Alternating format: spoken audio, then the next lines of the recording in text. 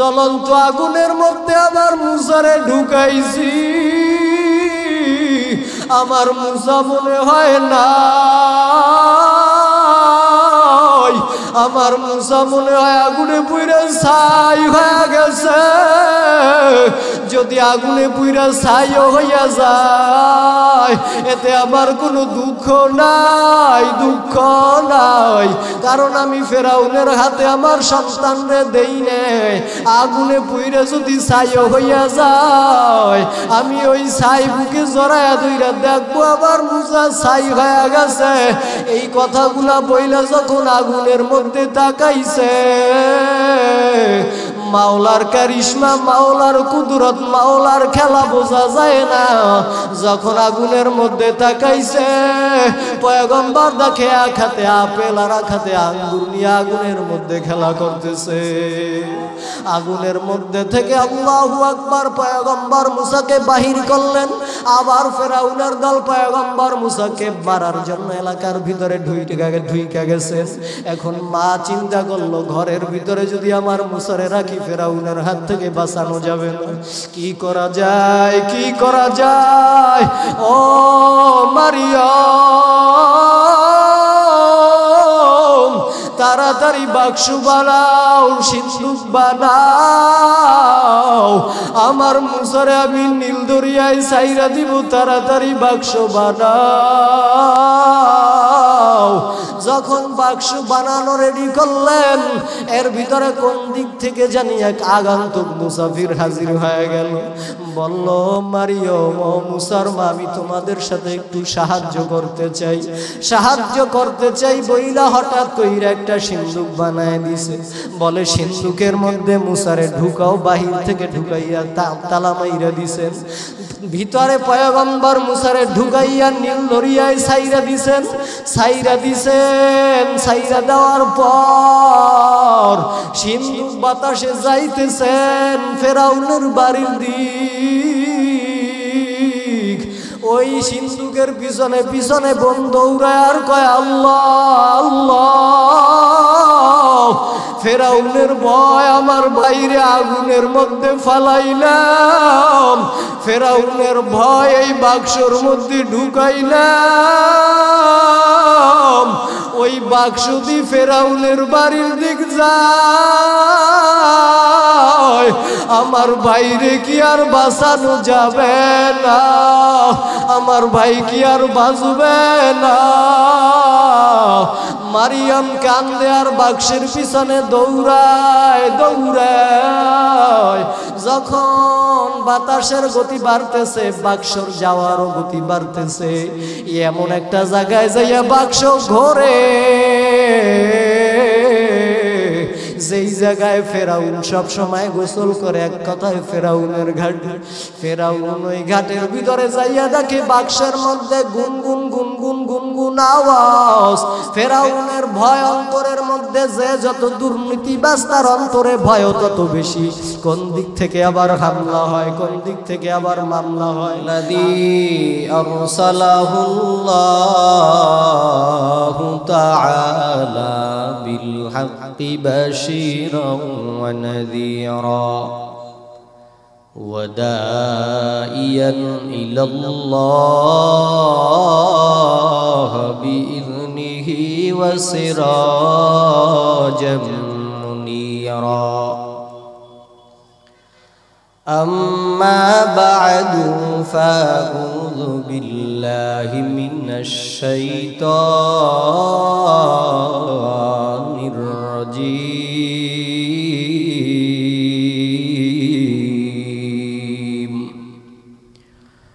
بسم الله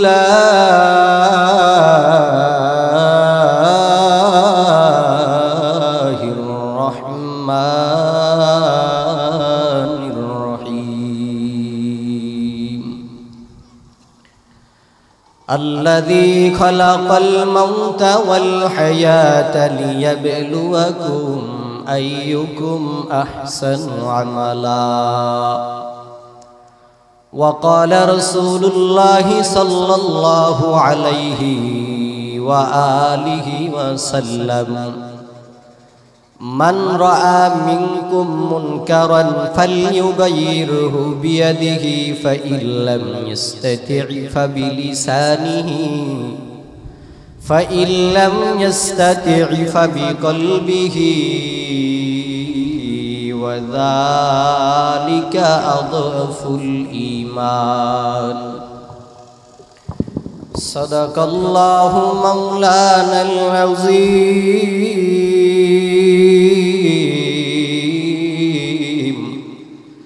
ওয়া সাদাকা রাসূলুহুন নাবিয়্যুল কারীম ওয়া নাহনু আলা যালিকা মিনাশ শাহিদিনা ওয়াশ শাকিরিনা ওয়াজ যাকিরিন والحمد لله رب العالمين।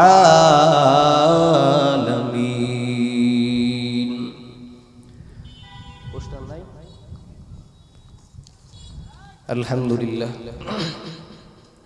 অধ্যকার আয়োজিত পূর্ব দেউলি রানীপুর ড্রাইভার যুব সমাজ ও প্রবাসীদের উদ্যোগে একদিন ব্যাপী ওয়াজ মাহফিলের সম্মানিত সভাপতি, প্রধান অতিথি, বিশেষ অতিথি, দূর দূরান্ত থেকে আল্লাহ রাব্বুল আলামিনের আশিকিন জাকিরিন মুরব্বিয়ান আওয়াম, কলিজার টুকরা সমবয়সী যুবক ভাই, পর্দার অন্তরালের অবস্থানদাতা সম্মানিতা মা ও বোনেরা,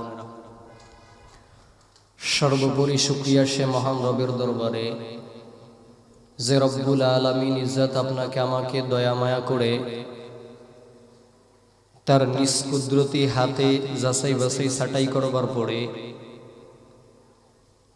কিয়ামত অনুষ্ঠিত হওয়ার আগ মুহূর্তে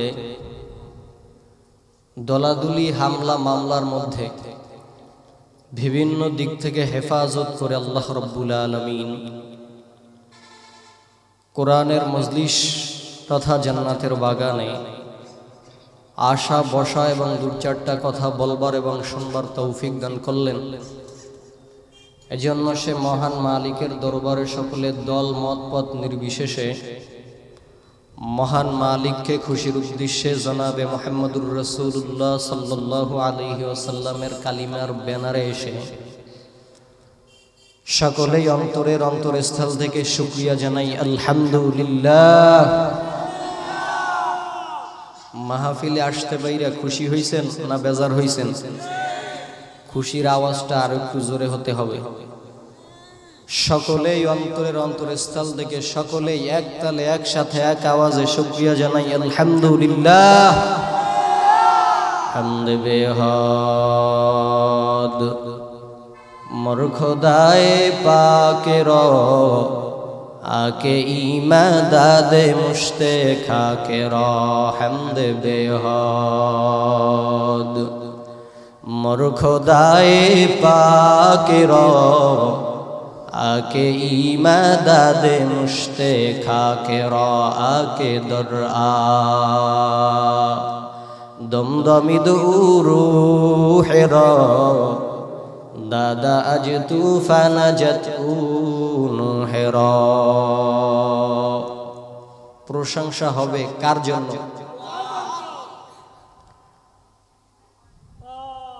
আল্লাহ রাব্বুল আলামিন বলেন, লা ইন শাকারতুম লা আযীদান্নাকুম ওয়া লা ইন কাফারতুম ইন্না আযাবি লাশাদীদ।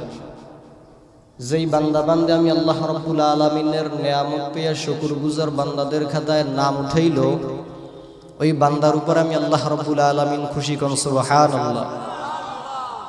আর যেই বান্দা বান্দি নিয়ামত পাইয়া শুকরগুজার বান্দাদের খাতায় নাম উঠাইল না, অকৃতজ্ঞ নাফরমান, ওই বান্দার জন্য কঠিন শাস্তি সামনে অপেক্ষমান। আপনি সুস্থ আছেন, এরকমের মানুষ কি নাই যারা অসুস্থ? আছে না? কিন্তু এই সুস্থতার নিয়ামতের শুকর কি করতেছেন? মাহফিলের ময়দানের থেকে মাহফিলের বাহিরে লোক বেশি। এটা কি সুস্থতার নিয়ামত হতে পারে ভাই?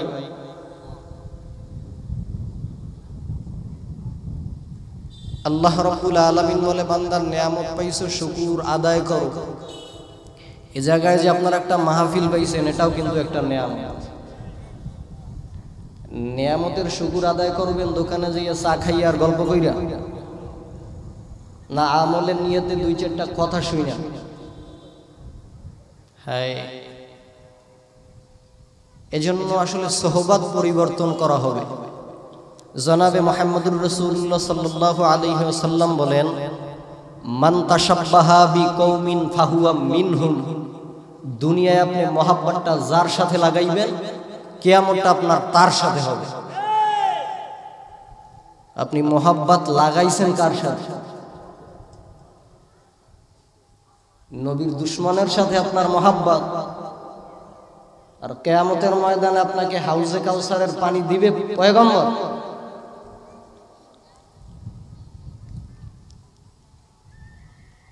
আইবেন কিভাবে?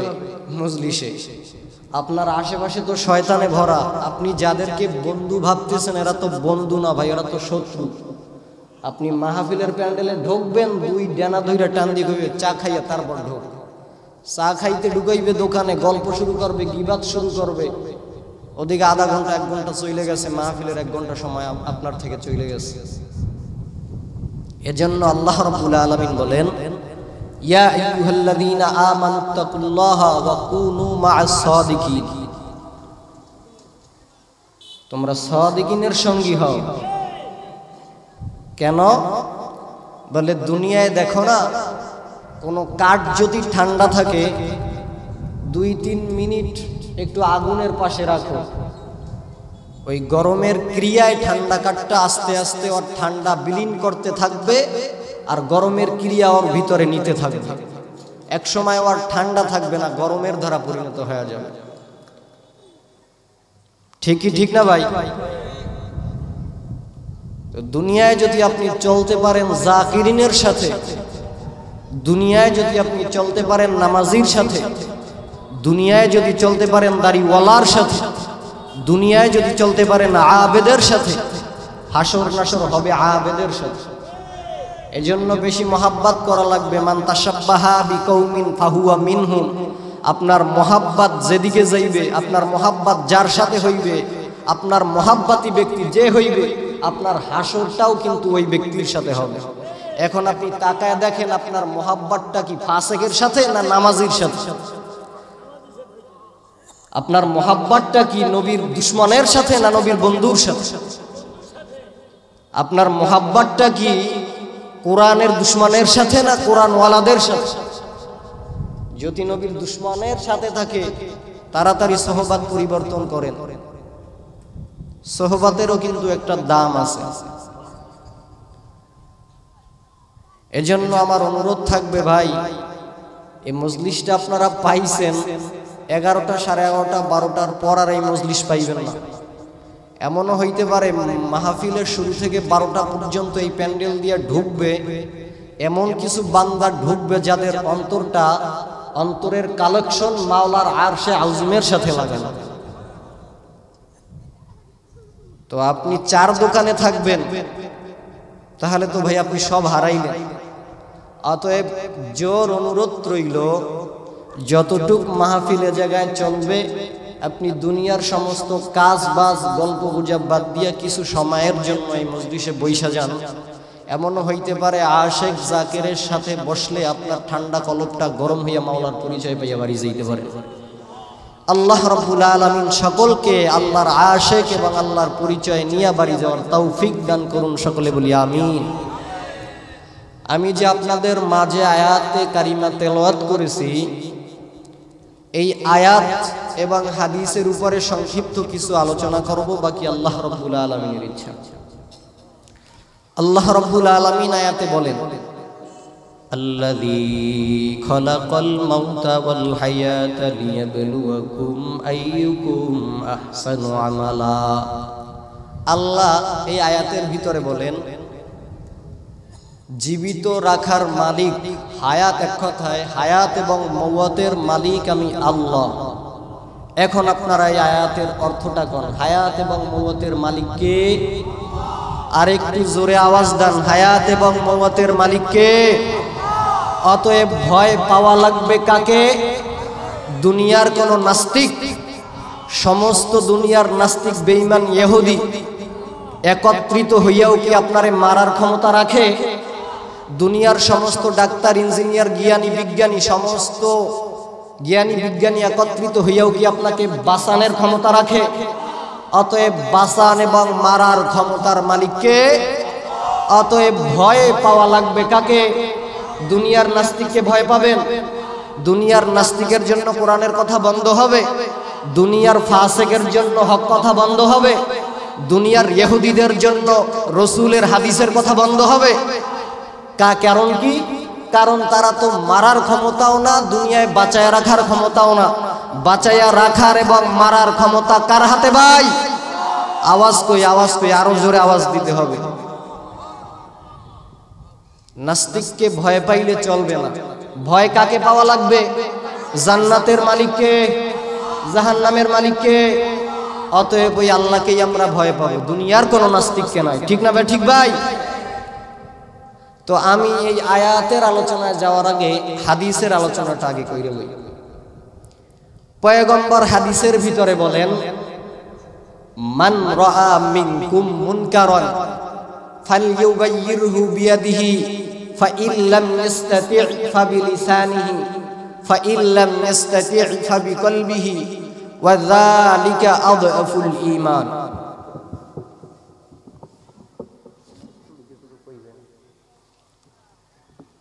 জনাবে মুহাম্মদুর রাসূলুল্লাহ সাল্লাল্লাহু আলাইহি ওয়াসাল্লাম হাদিসের ভিতরে বলেন যে তোমাদের ঘরে, তোমাদের বাহিরে, তোমাদের সমাজে, তোমাদের জেলায়, উপজেলায়, বিভাগে, রাষ্ট্রে, তোমাদের আপনজন কিংবা পরজন, কাছের জন কিংবা দূরের জন, কোন ব্যক্তি যদি অন্যায় কাজ করে, কথাগুলো খেয়াল করবেন ভাই, কোন ব্যক্তি যদি অন্যায় কাজ করে, তাহলে তাকে তোমার ঈমানের পাওয়ার যদি পাওয়ারফুল হয়, পাওয়ারটা যদি বেশি হয়, তাহলে তাকে সর্বপ্রথম অন্যায় কাজের হাত ধারা বাধা দাও।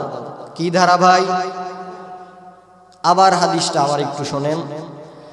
মান রাআ মিনকুম মুনকারান ফালইউগাইয়িরহু বিয়াদিহি ফাইন লাম ইসতাতি' ফাবিলিসানিহি ফাইন লাম ইসতাতি' ফাবিকলবিহি ওয়া যালিকা আদআফুল ঈমান। পয়গম্বর বলেন, তোমাদের ঘরের জন কিংবা বাহিরের লোক, আপনজন বা পরজন, তোমাদের সমাজে কিংবা রাষ্ট্রে, গ্রামে কিংবা উপজেলায়, বাড়িতে কিংবা মহল্লায় কোন ব্যক্তি যদি অন্যায় কাজ করে বা কোন সংগঠন যদি কোনো অন্যায় কাজে লিপ্ত হয়, আর তোমার ঈমানের পাওয়ার যদি পাওয়ারফুল হয়, তাহলে অন্যায় কাজের সর্বপ্রথম হাত দ্বারা বাধা দাও। কি দ্বারা?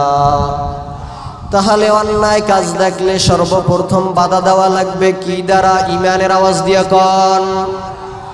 ফাইন লাম ইসতাতি', যদি তাতেও সক্ষম না হয়, যদি হাত দ্বারা বাধা দেওয়ার মতো ঈমান তোমার না থাকে, ফাবিলিসানিহি, তাহলে তুমি বাধা দাও জবান ধারায়। দিকে খেয়াল করেন, প্রথমে পাইলাম অন্যায় কাজ দেখলে বাধা দেওয়া লাগবে। ঈমান যদি পাওয়ারফুল হয় হাত দ্বারা, ঈমান একটু দুর্বল হয় তাহলে বাধা দেওয়া লাগবে জবান দ্বারা। বলে জবান দ্বারা বাধা দেওয়ার ঈমানও যদি তোমার মধ্যে না পাওয়া যায়, ফাইন লাম ইসতাতি', যদি তাও তুমি না পারো, ফাবিকলবিহি, তাহলে বাধা দাও অন্তর ধারা। কি ধারা? তাহলে পাইলাম কি? পয়গম্বর কয়, মান রাআ মিনকুম মুনকারান ফালইউগাইয়িরহু বিয়াদিহি ফাইন লাম ইসতাতি' ফাবিলিসানিহি ফাইন লাম ইসতাতি' ফাবিকলবিহি ওয়া যালিকা আদআফুল ঈমান। পয়গম্বর বলে, হে ঈমানদার, হে ঈমানদার, তোমাদের এলাকার ভিতরে কেউ যদি অন্যায় কাজ করে আর যদি তোমার ঈমানের পাওয়ারটা পাওয়ারফুল হয়, তাহলে তাকে সর্বপ্রথম বাধা দাও। কি ধারা? যদি হাত দ্বারা বাধা দেওয়ার ক্ষমতা না থাকে, কি দ্বারা বাধা দিবা? যদি জবান দ্বারা বাধা দেওয়ার ক্ষমতা তোমার না থাকে, হে মুমিন বাধা দেওয়া লাগবে কি দ্বারা? তাহলে পাইলাম কি? অন্যায় কাজ দেখলে বাধা দেওয়া লাগবে সর্বপ্রথম হাত দ্বারা। হাত দ্বারা বাধা দিতে যদি না পারি, বাধা দেওয়া লাগবে জবান দ্বারা। জবান দ্বারা যদি বাধা দিতে না পারি, বাধা দেওয়া লাগবে হাত দ্বারা। এখন একটু কথায় আসেন, আগেই বলছেন অন্যায় কাজটা যদি তোমার ভাই করে, অন্যায় কাজটা যদি তোমার বাপ করে, অন্যায় কাজটা যদি তোমার ঘরের লোক করে, অন্যায় কাজটা যদি তোমার বাহিরের লোক করে, অন্যায় কাজটা যদি তোমার আপনজন করে, কিংবা তোমার পরজন করে, কিংবা তোমার নেতায় করে, কিংবা তোমার বাবায় করে, সর্বপ্রথম বাধা দেওয়া লাগবে কি দ্বারা?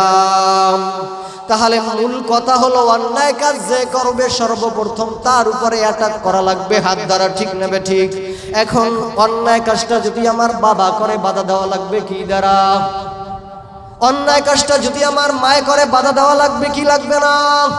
অন্যায় কাজটা যদি আমার ভাই করে, বাধা দেওয়া লাগবে কি লাগবে না?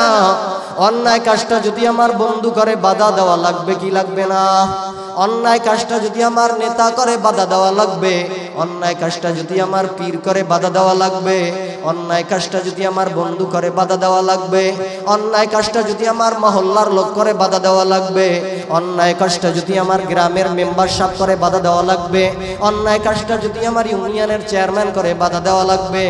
এক কথায় যেই ব্যক্তি হোক না কেন, অন্যায় কাজ দেখলে সর্বপ্রথম বাধা দেওয়া লাগবে কি দ্বারা?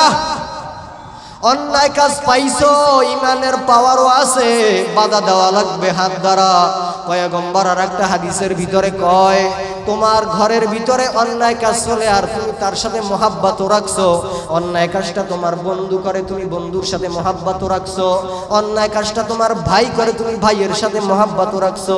এই মহাব্বতের বয়ান করতে গিয়া পয়গম্বর বলে, আফজালুল আ'মালি আল হুব্বু ফিল্লাহি ওয়াল বুগদু ফিল্লাহ। সর্বোত্তম আল্লাহর দরবারে আমল হলো আল্লাহর জন্য কাউকে ভালোবাসা এবং আল্লাহর জন্য কারো বিরোধিতা করা।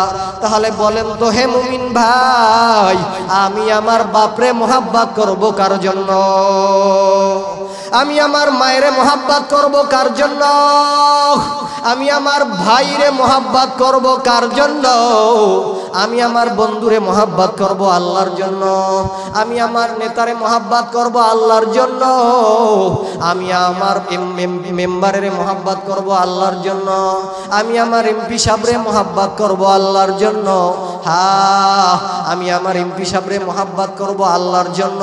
আবার লাগলে বিরোধিতা করব তাও আল্লাহর জন্য। আমি আমার বাবারে মোহাব্বত করব আল্লাহর জন্য, লাগলে বিরোধিতা করব তাও আল্লাহর জন্য। আমি আমার ভাইরে মোহাব্বত করব আল্লাহর জন্য, লাগলে বিরোধিতা করব আল্লাহর জন্য।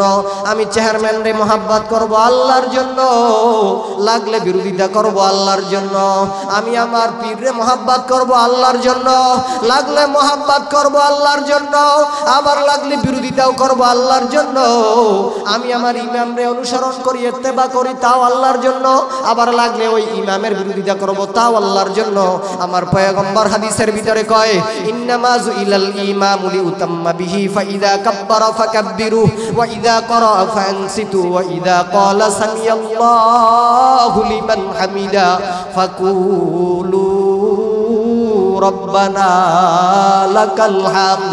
আমার পয়গম্বর কয়, ইমামকে বানানো হয়েছে অনুসরণের জন্য। হ্যাঁ, আমি আমার ইমামকে অনুসরণ করি ততক্ষণ, আমার ইমাম আমার নবীরে অনুসরণ করে যতক্ষণ। আমি আমার ইমামরে মানি না যদি দেখি ইমাম সাহেব আমার নবীরে মানে না। আমি আমার ভাই মানি ততক্ষণ, আমার ভাই আমার নবী মানে যতক্ষণ। আমি আমার ভাইরে মানি না যদি দেখি ভাই আমার নবীরে মানে না। আমি আমার বাপ মানি ততক্ষণ, আমার বাপ আমার নবীরে মানে যতক্ষণ। আমি আমার বাপরে মানি না যদি দেখি বাপ আমার নবীরে মানে না। ঠিক না ভাই? ঠিক ভাই? তাহলে মূল কথা হলো, মান রাআ মিনকুম মুনকারান ফালিয়ুগাইয়িরহু বিয়াদিহি ফাইন লাম ইস্তাতি' ফাবিলিসানিহি ফাইন লাম ইস্তাতি' ফাবিকলবিহি ওয়া যালিকা আদহাফুল ঈমান। ঈমান। হে মুসলমান ঈমানদার গো, অন্যায় কাজ দেখলে সর্বপ্রথম ঈমানের পাওয়ার যদি পাওয়ারফুল হয় তাহলে তোমরা অন্যায় কাজের বাধা প্রতিবাদ করো হাত দ্বারা। যদি হাত দ্বারা বাধা দেওয়ার ক্ষমতা না থাকে মুখ দ্বারা, যদি মুখ দ্বারা বাধা দেওয়ার ক্ষমতা না থাকে অন্তর দ্বারা। এখন আপনার ক্ষমতা আছে, প্রত্যেকটা স্টপে স্টপে আপনার বাধা দেওয়ার ক্ষমতা আছে, কিন্তু আপনি বাধা দেন নাই। অন্যায় কাজ দেখে আপনি বুজুর্গগিরি করছেন, বুজুর্গ ভাব লইছেন। এই ভাব বলাদের জন্য আমার পয়গম্বর হাদিসের ভিতরে বলেন, মা মিন রাজুলিন ইয়াকুনু ফি কওমিন ইয়ামালু ফীহিম বিল মাআসি ইয়াকদিরুনা আলা আইয়ুগাইরু ফালাই ইউগাইরু ইল্লা আসাবাহুমুল্লাহু বিআকিবিম মিন ক্বাবলি আইয়ামুতু। আমার পয়গম্বর কয়, তোমাদের রাষ্ট্রের ভিতরে অন্যায় কাজ চলে, দুর্নীতি চলে, টেন্ডারবাজি চলে, তুমি বাধা দেওয়ার ক্ষমতা ছিল, বাধা দেও নাই। তোমার মহল্লার ভিতরে টেন্ডারবাজি চলে, অন্যায় কাজ চলে, বাধা দেওয়ার ক্ষমতা ছিল, বাধা দেও নাই। তোমার ঘরে অন্যায় কাজ চলে, বাধা দেওয়ার ক্ষমতা ছিল, বাধা দেও নাই। আল্লাহর পয়গম্বর বলে, হে মুসলমান, হে উম্মতের দল, হে উম্মতের দল, বাধা দেওয়ার ক্ষমতা ছিল কিন্তু বাধা দেও নাই। এই বাধা না দেওয়ার কারণে পয়গম্বর বলে এই অপরাধকারী এবং নিরাপত্তাকারীদেরকে আল্লাহ রাব্বুল আলামিন মৃত্যুর আগে এক ভয়াবহ আযাবের ভিতরে নিপাতিত করবেন। তাহলে অন্যায় কাজ দেখলে আমাদের বাধা দেওয়া লাগবে কি লাগবে না? লাগবে কি লাগবে না? ইমানের পাওয়ার যদি হাই ক্লাসের পাওয়ার হয় তাহলে বাধা দেওয়া লাগবে কি দ্বারা? তারপর যদি মিডিয়াম ক্লাসের পাওয়ার হয় বাধা দেওয়া লাগবে জবান দ্বারা। ইমানের পাওয়ারটা যদি লো ক্লাসের হয় বাধা দেওয়া লাগবে অন্তর দ্বারা। তো আল্লাহ রাব্বুল আলামিন বলেন, আল্লাযী খালাকাল মাউতা ওয়াল হায়াতা লিয়াবলুয়াকুম আইয়ুকুম আহসানু আমালা। হায়াত এবং মওতের মালিক একমাত্র কে? জোরে বলেন। দুনিয়ার সমস্ত নেতা খাতা একত্রিত হইয়াও কি দুনিয়ার থেকে বিদায় করার ক্ষমতা রাখে? দুনিয়ার সমস্ত ডাক্তার, ইঞ্জিনিয়ার, জ্ঞানী, বিজ্ঞানী একত্রিত হইয়াও তো বাঁচাবার ক্ষমতা রাখে না। অতএব দুনিয়ার থেকে মৃত্যু করা, দুনিয়ার থেকে বিদায় কইরা নিয়ে যাওয়ার মালিক এবং দুনিয়ায় বাঁচায় রাখার মালিক একমাত্র আল্লাহ। একটু ঘটনা বলি, সংক্ষিপ্ত আলোচনার মাধ্যমে বুঝতে পারবেন। হায়াত এবং মওতের মালিক আমার আল্লাহর হাতে। ফেরাউন, পয়গম্বর মূসা আলাইহিস সালাতু ওয়াস সালামের জামানায় ফেরাউন এ ছোট্টবেলা থেকেই একটু উগ্র মেজাজের, ছোট্টবেলা থেকেই সন্ত্রাস, চাঁদাবাজ। এ বাবার কথা মানে না, মায়ের কথা মানে না, ভাইয়ের কথা মানে না, মুরব্বির কথা মানে না, ওস্তাদের কথা মানে না। সুদ, ঘুষ, দুর্নীতি, অন্যায়, টেন্ডারবাজি, এমন কোনো আকাম নাই, কুকাম নাই ফেরাউন করে না। বাপ মা কয়, এই ফেরাউন যে এত আকাম কুকাম করে সমাজ দুর্গন্ধ করবে, গ্রাম দুর্গন্ধ করবে, দূষিত করবে, কি করা যায়? এলাকার সকলে পরামর্শ দিল, ওর মাস্তানি যদি কমাইতে চাও, দুর্নীতি যদি কমাইতে চাও, একটা বিয়ে করায় দাও। দিছে একটা বিয়া করাইছেন। বাপ মা সুন্দর একটা মেয়ে দেখছেন, চরিত্র এবং সুন্দর, নাম আসিয়া। আসিয়ারে বিয়া করায় দেওয়ার পর অন্যায় কাজ কমে না, বরং অনবরত চালাইতেছে, আর অন্যায় কাজ বাড়তেছে। মুরব্বীরা সবাই একত্রিত হইয়া বলে, এই ফেরাউনের অন্যায় কাজ বাড়তি আছে, এই ফেরাউনরে যদি এলাকায় আমরা রাখি, এই ফেরাউন এলাকাটারে সুস্থ রাখবে না, বরং এলাকাটারে দুর্গন্ধ করবে। যদি দুর্গন্ধ মুক্ত করতে চাও, ফেরাউন এলাকা থেকে তারাও। সমস্ত মুরব্বীরা একত্রিত হইছে, না এই ফেরাউনরে আর তুরস্কে রাখা যাবে না, এই ফেরাউন এলাকা থেকে বাহির করো। সবাই একত্রিত হইছেন, ফেরাউন এলাকার থেকে বাহির করছেন। এলাকার থেকে যাইতেছে তুরস্ক থেকে মাদায়ান শহরের দিকে রওনা করছেন, মিশরের দিকে যাইতেছেন। পথিমধ্যে বাল্যবন্ধু হামানের সাথে দেখা হয়ে গেছে। ফেরাউন জিজ্ঞাসা করে, হামান কই যাও? বলে, ফেরাউন তুমি কই যাও? বলে, এলাকার ভিতরে আকাম কুকাম একটাও নাই যেটা আমি করি নাই, এজন্য সবাই অপদস্থ কইরা আমারে গ্রাম থেকে বাহির কইরা দিছে। বলে, যেই কারণে তুমি গ্রাম থেকে বাহির হইছো, ওই একই কারণে আমিও গ্রাম থেকে বাহির হইছি। বলে, কি করা যায় এখন? বলে, চলো আমরা মিশরে যাই। এই মিশরের পথে রওনা হইছেন। ওই তদানীন্তন সময়ে রাস্তাঘাট তেমন ভালো ছিল না, গাড়ি ঘোড়ার যাতায়াতের তেমন ভালো ব্যবস্থা ছিল না। হাঁটতেছেন, বহুত দূর হাঁটতেছেন, হাঁটতে হাঁটতে শরীর ক্লান্ত হয়ে গেছেন। হঠাৎ করে একটা তরমুজ ক্ষেতের দিকে তাকাইছেন, দেখতেছেন মালিক তরমুজ কাটতেছে আর ট্রাক ভরতেছে। যখন ওই তরমুজ ক্ষেতের দিকে তাকাইছেন, মায়াবী নজর দিয়ে তাকাইছেন, তরমুজওয়ালায় ডাক দিয়া কয়, কি চাও? ফেরাউন ডাক দিয়া কয়, বহুত রাস্তা হাঁটছি, একটু ক্ষুধা লাগছে, যদি একটা তরমুজ দিতেন। খাইছে তরমুজ। এখন বলে, যদি একটু আপনি একা তো কাজ করতে পারেন, আপনার কি কোনো সহযোগিতা লাগবে? হ্যাঁ, সহযোগিতা লাগবে। সহযোগিতা দিতে যাইয়া পাইছো জায়গায় তরমুজের চাকরি করতেছেন, তরমুজের পতেঙ্গা ট্রাক ভরে আর কি লেবারি লইছেন। হঠাৎ করে তাকায়া দেখে পোস্টারে একটা চাকরির নিউজ, মক্কা মদিনা একটা চাকরির নিউজ। দেখেন মিশরে সরকারি কবরস্থানে একজন দারোয়ান লাগবে, সরকারি কবরস্থানের দারোয়ান লাগবে।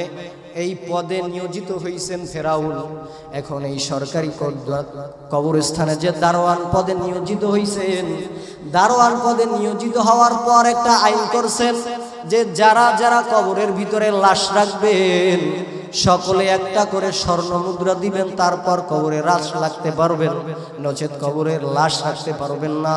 যখন এই নিয়মটা কইরে দিছেন, এই নিয়ম করার পর এলাকার ভিতরে এক মহামারী শুরু হয়ে গেছে। মহামারী শুরু হওয়ার পর 3 বছরের ব্যবধানে মানুষ এত এত এত মারা গেছেন। আর প্রত্যেকটা মানুষের থেকে একটা করে স্বর্ণ মুদ্রা নেওয়ার কারণে কোটি কোটি কোটি কোটি টাকার মালিক হয়ে গেছেন।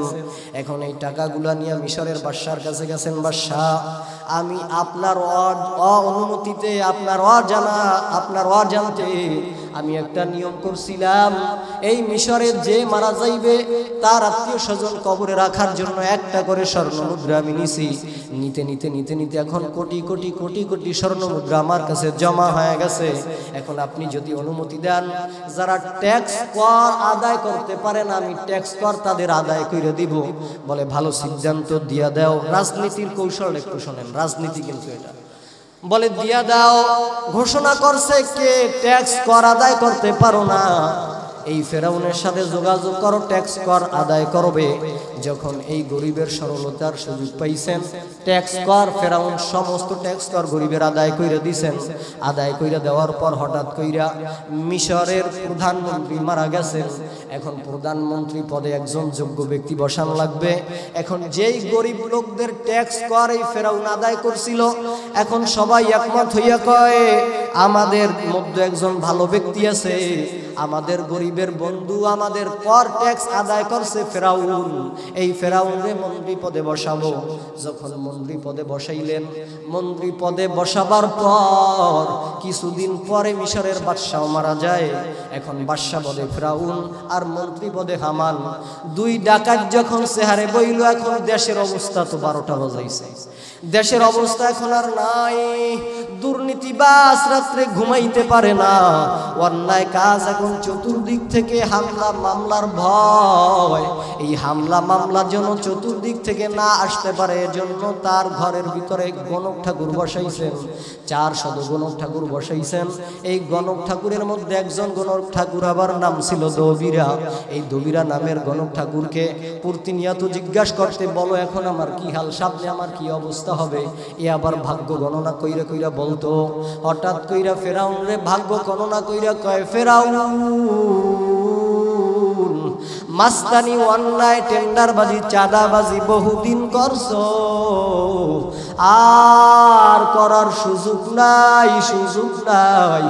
এমন একটা সন্তান আসবে তোমার অন্ধকারকে দূর কইরা তার আলোর দ্বারা আলোকিত করবে। কয় এই সন্তানের নাম কি? বলে নাম হবে মুসা। কি নাম? বলে এই সন্তানের নাম হবে মুসা। বলে এখন কি করা দরকার? বলে এই তোমার মহল্লায় তোমার রাষ্ট্রে যতগুলা দুধের বাচ্চা আছে সব বাচ্চাগুলারে হত্যা করো। এই পয়গম্বর মুসাকে হত্যা করার জন্য ফেরাউন ৮০,০০০ বাচ্চা হত্যা করছে। ৮০,০০০ বাচ্চা হত্যা করার পর আবার দবিরার কাছে জিজ্ঞাসা করে, রে দবিরা, বলো আমার যে দুশমন, এই দুশমন কি এখনো জিন্দা নাকি হত্যা হইছে? বলে না ফেরাউন, যেই মুসারে মারার জন্য ৮০,০০০ বাচ্চারে তুমি জবাই করছো, ৮০,০০০ বাচ্চা জবাই করছো ঠিক, এই মুসা নামের সন্তানটারে এখনো জবাই করতে পারো নাই। যেই মুসা তোমার দুশমন, যেই মুসা তোমার দুশমন, এই মুসার এখন ৩ মাস বয়স। এখন ফেরাউন এই কথাগুলো শুনবার পর মেজাজ গরম হয়ে গেছে। ফেরাউন আবার এলাকার ভিতরে সৈন্য পাঠাইছে, প্রত্যেকটা ঘর তন্ন তন্ন তন্ন করে খুঁজো, আমার দুশমন মুসা কই, কোথায় কোথায়? মুসারে হত্যা করা দরকার, মুসা যদি থাকে আমার মাস্তানি চলবে না। এই অর্ডার যখন পাইল সৈন্যদল এলাকার ভিতরে রাইখা ঢুইকা গেছেন, চতুর্দিকে গোয়েন্দা লাগাই দিছেন, চতুর্দিকে গোয়েন্দাগিরি করতেছেন। হঠাৎ করে পয়গম্বর মুসার বাড়ির সামনে চলে গেছেন। পয়গম্বর মুসার ঘরে মুসার বোন আর পয়গম্বর মুসার ৩ মাস বয়স মায়ের বুকের ভিতরে দুধ খাইতেছেন। হঠাৎ করে মুসার বোন নাম ছিল মারিয়াম। এই মারিয়াম ঘরের বাহিরে নজর করে তাকায় দেখে প্রত্যেক সৈন্যের হাতে তরবারি, তলোয়ার। মরিয়ম কান্না করে বলে, আল্লাহ গো, আমার ভাই মুসারে মারার জন্য ফেরাউন ৮০,০০০ বাচ্চারে জবাই করছে, আমার ভাই মুসারে জবাই করতে পারে নাই। আজকে আমাদের ঘরের সামনে ফেরাউন দল হাজির, মনে হয় আমার ভাইরে আর বাঁচানো যাবে না। ডাক দিয়া কয়, রে মা, যেই মুসারে মারার জন্য ৮০,০০০ দুধের বাচ্চা জবাই করছে, ওই ফেরাউন তাকায় দেখো মা, আবার তরবারি পাঠাইছে আমার ভাইরে মারার জন্য। আজকে মনে হয় আমার ভাইরে আর বাঁচানো সম্ভব না রে মা। মুসা পয়গম্বরের মা ডাক দিয়া কয়, রে আল্লাহ, ও মালিক, তুমি আমার সন্তানের হেফাজতের মালিক, তুমি হায়াতের মালিক, তুমি মওয়াতের মালিক। ও মালিক গো, এখন আর তুমি নাই। ও মালিক, এখন তুমি ছাড়া এখন আর আমাদের কেউ নাই। ও আল্লাহ, এখন তুমি মুসার হেফাজতের মালিক। ও মালিক গো, এখন তুমি হেফাজত করো। যখন ফেরাউনের দল ঘরের দরজার সামনে নক দিছেন, মা ফেরাউনের মা কয়, দরকার হয় আমার সন্তানরে আগুনে জ্বালাবো, দরকার হয় আমার সন্তানরে আগুনে পোড়ায় দিব, এরপরও ফেরাউনের হাতে দেওয়া যাবে না। এই কথা বইলা চুলার ভিতরে উত্তপ্ত আগুন, আগুন ধাউ দাউ ধাউ দাউ করে জ্বলতেছে। আল্লাহর উপর তাওয়াক্কুল কইরা সন্তানটারে আগুনের ভিতরে ঢুকায়া দিছে। যখন ফেরাউনের দল ঘরের ভিতরে ঢুকলেন, ঘরের ভিতরে ঢুকার পর তন্ন তন্ন তন্ন তন্ন করে খুঁজে দেখে মুসা নামের কোনো সন্তান নাই, বাহিরে বের হয়ে গেছে। মায়ও এবার কান্দে, বনেও কান্দে, আল্লাহ, এই জ্বলন্ত আগুনের মধ্যে আমার মুসারে ঢুকাইছি, আমার মুসা মনে হয় না, আমার মুসা মনে হয় আগুনে পুড়ে ছাই হয়ে গেছে। যদি আগুনে পুইরা ছাই হইয়া যায় এতে আমার কোনো দুঃখ নাই, দুঃখ নাই। কারণ আমি ফেরাউনের হাতে আমার সন্তানরে দেই নাই। আগুনে পুইরা যদি ছাই হইয়া যায় আমি ওই ছাই বুকে জড়ায়া ধইরা দেখবো আবার মুসা ছাই হয়ে গেছে। এই কথাগুলা বইলা যখন আগুনের মধ্যে তাকাইছে মাওলার কারিশমা, মাওলার কুদরত, মাওলার খেলা বোঝা যায় না। যখন আগুনের মধ্যে তাকাইছে পয়গম্বর দেখে এক হাতে আপেল আর এক হাতে আঙ্গুর নিয়ে আগুনের মধ্যে খেলা করতেছে। আগুনের মধ্যে থেকে আল্লাহু আকবার পয়গম্বর মুসাকে বাহির করলেন। আবার ফেরাউনের দল পয়গম্বর মুসাকে মারার জন্য এলাকার ভিতরে ঢুইকা গেছেন। এখন মা চিন্তা করলো ঘরের ভিতরে যদি আমার মুসারে রাখি ফেরাউনের হাত থেকে বাঁচানো যাবে না, কি করা যায়, কি করা যায়? ও মারিয়াম তাড়াতাড়ি বাক্স বানাও, সিন্দুক বানাও, আমার মুসারে আমি নীল দরিয়ায় ছাইরা দিব, তাড়াতাড়ি বাক্স বানাও।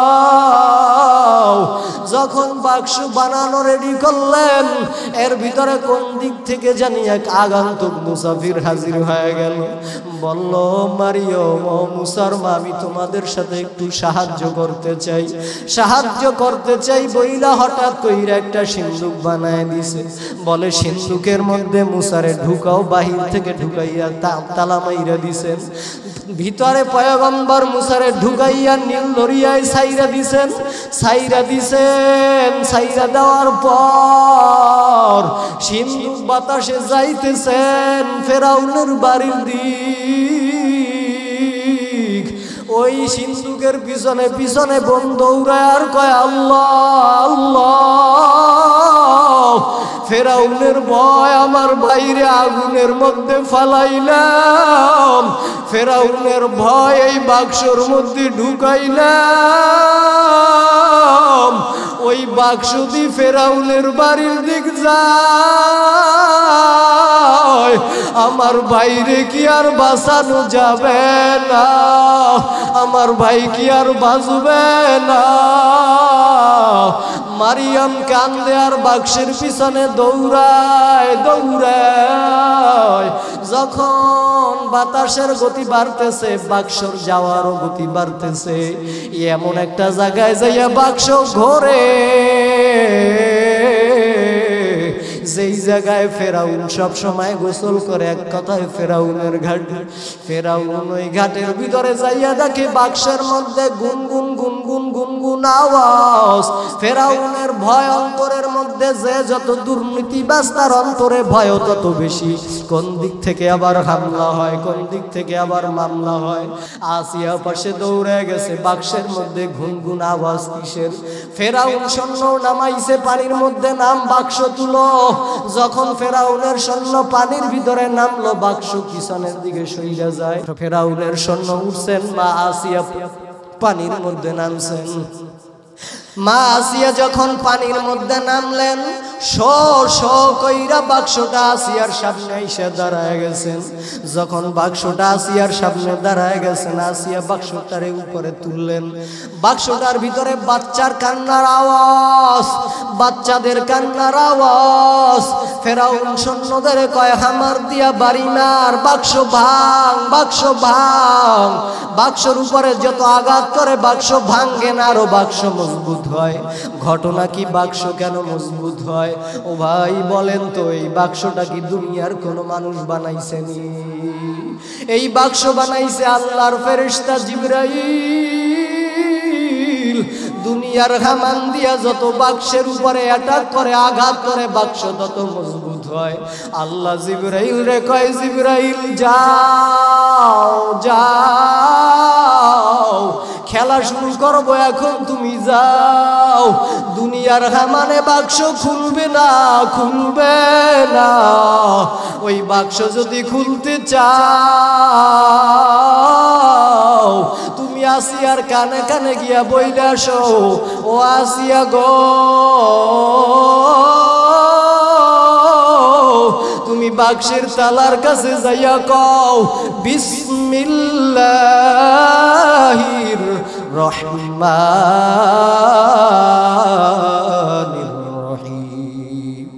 আসিয়া জিবরাইল যখন আসিয়ার কানে বলল, আসিয়া বাক্স যদি খুলতে চাও ওই বাক্সের তালার কাছে গিয়া কও বিসমিল্লাহির রহমানির রহিম। বাক্স এই বিসমিল্লাহর শব্দ পাইলে খুলবে, নচেত বাক্স খুলবে না। আসিয়া যখন বাক্সের কাছে গিয়া কয়, তালার কাছে গিয়া কয় বিসমিল্লাহির রহমানির রহিম। যখন আসিয়া বিসমিল্লাহর আওয়াজ দিল সাথে সাথে বাক্সের তালা খুলে গেছে। বাক্সের ঝাপ যত উপরে উঠায় বাক্সের ভিতর থেকে আলো বের হয়। বাক্সর ঝাপ যত উপরে জায়গায় আলো তত বেশি বের হয়।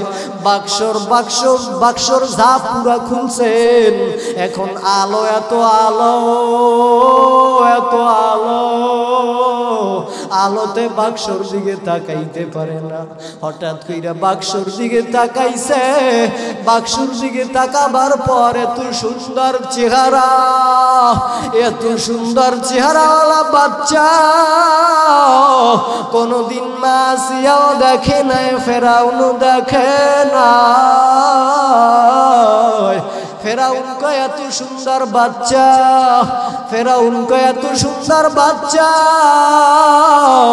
আসিয়া কয় এত সুন্দর বাচ্চা আর জীবনে দেখি নাই। ও ফেরাউন, বহু বছর আমারে বিবাহ করছো, একটা বাচ্চা দিতে পারো নাই। আমার ঘরে কোনো বাচ্চা নাই, সন্তান নাই। এই সুন্দর চেহারাওয়ালা বাচ্চাটারে আমি আমার সন্তান হিসাবে পালবো। ফেরাউনের অন্তরে মায়া লাইগা গেছে, এত সুন্দর বাচ্চা কোনোদিন দেখে নাই। বলে ঠিক আছে, এই সুন্দর বাচ্চা আমরা পালবো। বাচ্চা পালবে ঠিক আছে, কিন্তু দুধ কই পায়? ওদিক থেকে পয়গম্বর মুসার বোন মারিয়াম সব তাকায় দেখতেছে মাওলাই কি খেলা আমার মাওলা খেলাটা কোন দিক থেকে কোন দিক নেয়। মারিয়াম তাকায় দেখে পয়গম্বর মুসা বহু সময় হয়ে গেছে দুধ খায় না, ক্ষুধার জন্য কান্না শুরু করে দিছেন। এখন ফেরাউন কয় বাচ্চার কান্না যদি নিবারণ করতে চাও বাচ্চারে দুধ পান করা লাগবে। এলাকার ভিতরে প্রচার করে দিছে কোন মহিলা আছে আমার একটা সন্তান আছে, ওই সন্তানটারে দুধ খাওয়াইবা। যে দুধ খাওয়াইতে পারবা পুরস্কারও আছে, বোনাসও আছে, বেতনও আছে। 4 দিন পর্যন্ত ইন্টারভিউ দেয়। পয়গম্বর মুসার মুখের সামনে দুধ নেয়, কিন্তু কোনো মায়ের দুধ খায় না। ওই মারিয়ম ডাক দিয়া কয় আসিয়া আমার কাছে একটা মা আছে, আমি যদি আইনা দিই মনে হয় ওই মায়ের দুধ পান করবে। আপনি যদি অর্ডার দিয়া দেন আমি ওই মাটারে একটু নিয়ে আসতাম। আসিয়া কয় তুমি যাও তাড়াতাড়ি নিয়ে আসো। যখন মারিয়াম গিয়া সব বলল, মাগো আমার ভাই ফেরাউনের ঘরে ফেরাউনের সন্তান হিসেবে লালিত পালিত হইতেছে, কিন্তু আমার ভাই ক্ষুধার জন্য কান্না করে, মা চলো আমার ভাইরে একটু দুধ খাওয়াইয়া আসবো। যখন পয়গম্বর মুসার মা ফেরাউনের বাড়ির সামনে গেল, এখন ফেরাউনের সামনে যখন গেল পয়গম্বর মুসার মা চিন্তা করলো সহজেই যদি দুধ খাওয়াই তাহলে সব ধরা পইরা যাবে। না দুধ খাওয়াবো না, একটু কৌশল অবলম্বন করা লাগবে। ফেরাউন বলে মহিলা আমার সন্তানদের দুধ খাওয়াও, কান্না নিবারণ করো। বলে না আমি দুধ খাওয়াইতে পারবো না, আমার স্বামীর কোনো অর্ডার নাই, আমার স্বামীর অর্ডার দেওয়া লাগবে। ফেরাউন কয় যদি দুধ না খাওয়াও আমার তরবারির আঘাত থেকে কিন্তু বাঁচতে পারবা না। মুসা নবীর মায় ডাক দিয়া কয় আল্লাহ তোমার খেলা বোঝা যায় না গো, তোমার খেলা বুঝা যায় না রে আল্লাহ আল্লাহ। যেই মুসারে মারার জন্য ৮০,০০০ দুধের বাচ্চারে জবাই করছে, ওই মুসারে এখন দুধ খাওয়ানোর জন্য ফেরাউন পাগল পাগল। ও মালিক কি খেলা খেলাও গো, ও মালিক এটা কেমন খেলা খেলাও। পয়গম্বর মুসারে মা দুধ খাওয়াইলেন, চুক্তিবদ্ধ হইল ২.৫ বছর। ২.৫ বছর পরে আরো দুধ খাওয়াইলেন। পয়গম্বর মুসা বড় হয়ে গেছেন। পয়গম্বর মুসার পরিচয় পাইছেন। ফেরাউন এখন মুসারে মারবে। মারার জন্য পয়গম্বর ফেরাউনের পিছনে ধাওয়া করতেছে। ফেরাউন এখন পয়গম্বর মুসারে লড়াইতেছেন। আল্লাহ ডাক দিয়া কয় মুসা মুসা, সামনে নদী, যদি নদী পাড়ি দিতে চাও হাতের লাঠি দিয়া নদীর উপরে আঘাত করো।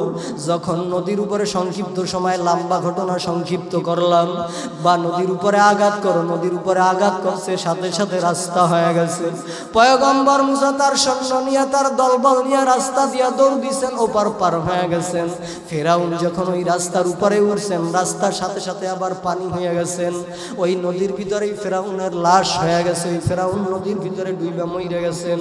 দেখেন মূল কথা হলো আল্লাযী খালাকাল মাউতা ওয়াল হায়াতা লিয়াবলুয়াকুম আইয়ুকুম আহসানু আমালা। হায়াত এবং মওতের মালিক কিন্তু আমার আল্লাহ। ফেরাউন পয়গম্বর মুসাকে মারার জন্য কত কৌশল অবলম্বন করলো, কিন্তু ফেরাউন পয়গম্বর মুসারে মারতে পারলো না। মরছে কিন্তু ফেরাউন নিজে। ও পয়গম্বর, দুনিয়ার মুসলমান ইমানদার, আমার মূল কথা হলো হায়াত এবং মওতের মালিককে। জোরে ডাক দেন, হায়াত এবং মওতের মালিককে। ওই আল্লাহর একটু মোহাব্বত নিয়ে ডাক দেন আল্লাহ, আর একটু মোহাব্বত নিয়ে ডাক দেন আল্লাহ আল্লাহ। পয়গম্বর মুসা বড় হয়ে গেছেন, মিশর থেকে মাদায়ান শহরে রওনা করেছেন।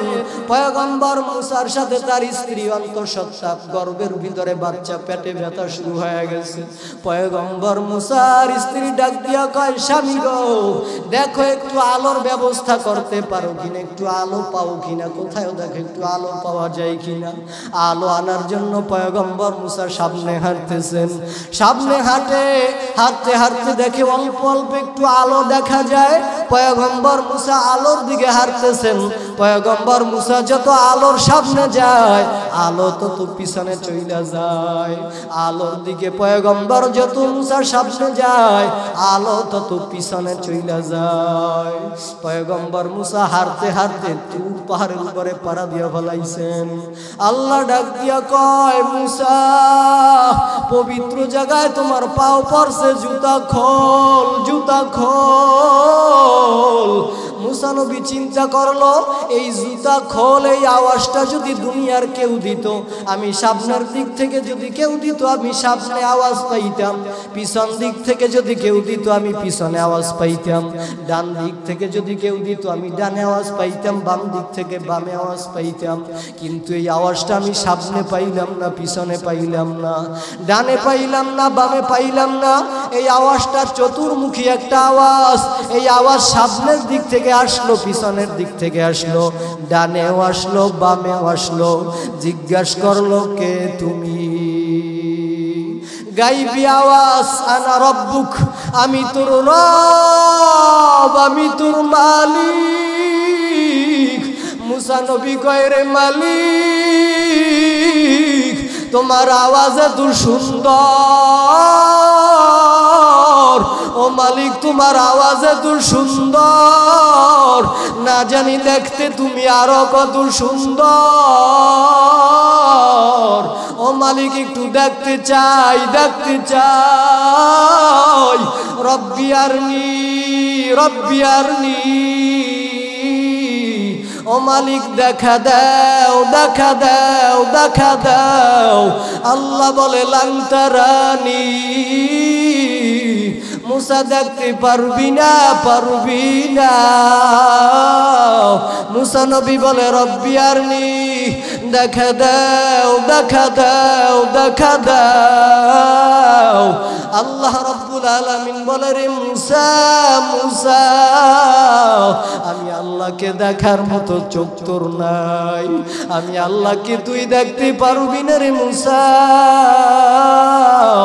মুসা নবী জোরাজুরি করলেন, আল্লাহ দেখা দিল, একটু নূর দেখাইলেন, তুর পাহাড় পুইরা ছাই হয়ে গেলেন। ও মুসলমান ইমানদার গো, দেখেন এই মুসা ফেরাউন এত কৌশল করলো, তারপরেও কিন্তু পয়গম্বর মুসারে মারতে পারে নাই। তাহলে মূল কথা হলো পয়গম্বরকে মারতে তো পারলেই না, বরং দিনের আলো দিয়ে আলোকিত করছেন রাষ্ট্র সমাজ সবকিছু। এরপর মাওলার সাথে তুর পাহাড়ে মোলাকাতও করছেন, দেখাও করছেন। তাহলে এই সংক্ষিপ্ত আলোচনা যদি বুঝে থাকেন, তাহলে বলেন তো হায়াত এবং মওতের মালিককে? আর একটু জোরে ডাক দিয়া কোন হায়াত এবং মওতের মালিককে? তাহলে আমাদের ভয় পাওয়া লাগবে কারে? মোহাব্বত করা লাগবে কারে? মোহাব্বত করা লাগবে আমার মাওলারে, ভয়ও পাওয়া লাগবে আমার মাওলারে। ওই মাওলার মোহাব্বত নিয়ে এবং মাওলার ভালোবাসা নিয়ে কবরে যাওয়ার তৌফিক দান করুন সকলে, বলি আমিন। আমা তৌফিক ইল্লা বিল্লাহ। আসসালামু আলাইকুম ওয়া রাহমাতুল্লাহি ওয়া বারাকাতুহু।